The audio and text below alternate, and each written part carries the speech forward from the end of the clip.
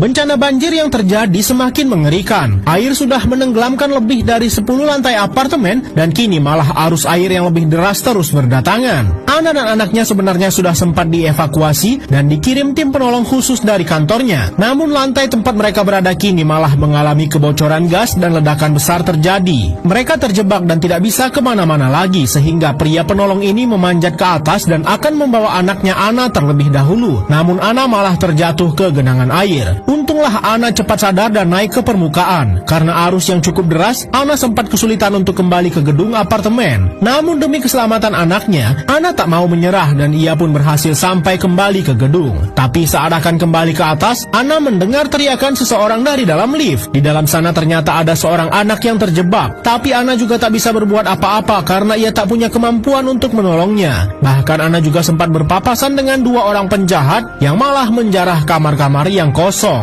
Karena arus yang semakin deras, Ana pun tak bisa lagi menolong orang yang terjebak di dalam lift tadi. Sebenarnya kondisi Ana ini sangatlah berat baginya sebab Ana menyimpan trauma yang sangat mendalam terhadap air karena beberapa tahun lalu ia mengalami kecelakaan bersama keluarganya. Mobil mereka jatuh ke dalam laut dan membuat Ana harus kehilangan suaminya. Hanya Ana dan anaknya Jain yang selamat. Ana langsung kembali ke tempat anaknya berada, namun sayang kondisi Jain kini sedang kritis karena penyakit Jain kambuh. Ana harus cepat-cepat mencari obat darurat untuk anaknya. Untunglah ada salah satu kamar yang berisi 2 orang lansia bersedia memberikan bantuan. Ana sekarang benar-benar menyayangi Jain seperti anaknya sendiri, padahal Jain bukanlah anak aslinya, melainkan manusia buatan yang akan diambil data emosinya saat dibesarkan oleh Ana. Ana sebenarnya tahu bahwa Jain akan dikembalikan ke lab tempat dia bekerja, namun sekarang Ana malah terlanjur sayang dengan Jain seperti anak sungguhan.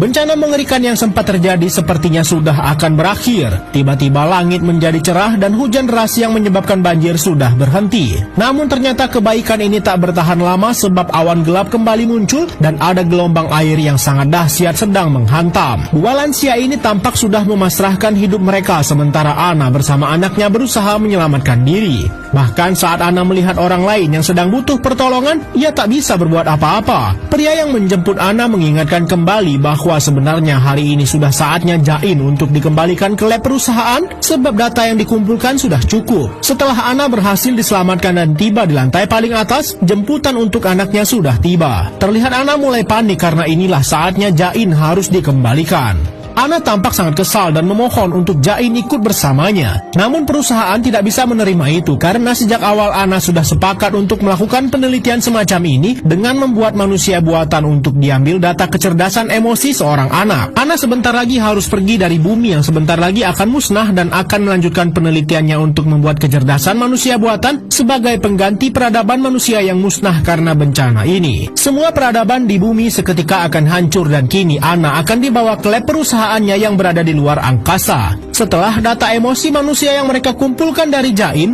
Ana diminta untuk melanjutkan penelitian mereka untuk mengumpulkan data seorang ibu. Tapi sayang saat mereka akan menuju lab luar angkasa mereka, asteroid menghantam dan Ana seketika terbangun kembali ke masa sebelum banjir melanda apartemennya. Semua seperti kembali dari awal. Air mulai masuk ke dalam kamarnya dan anaknya ada di sini. Ana seperti tak ingat kalau ia sudah pernah melewati ini semua. Semua persis sama. Ada telepon yang mengatakan bahwa jemputan darurat akan segera datang. Tangga darurat yang macet dan juga gelombang besar yang menghantam gedung apartemen mereka. Ana pun sampai kehilangan anaknya karena arus deras yang menghantamnya tadi. Semua persis sama dengan yang pernah Ana lewati.